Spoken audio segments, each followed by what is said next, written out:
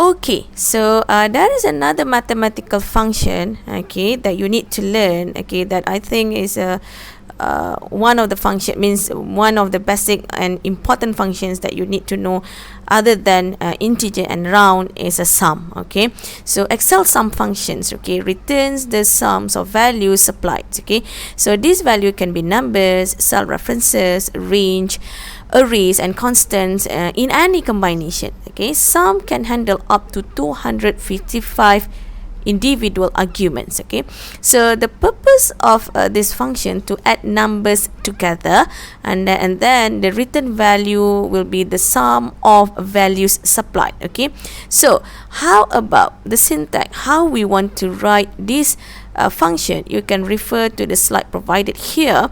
Okay, we'll start with an equal sign, sum, the name of the function, and then inside the parentheses is an argument. Okay, so argument 1 here, okay, they will refer to the first value to sum, and then you continue with comma, alright, and then the second argument is the second value to sum, and so on.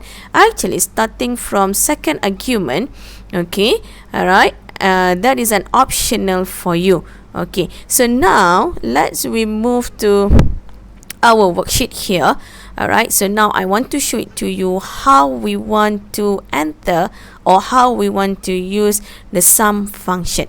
Okay, so now actually there is two ways for you to insert the sum function inside your worksheet. First, it manually. Alright, you insert it manually. The second one is using auto sum. Okay, so first I want to show it to you how we want to insert it manually.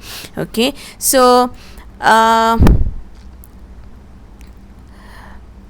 you need to select, okay, you need to select the cells, okay, that will contain the function.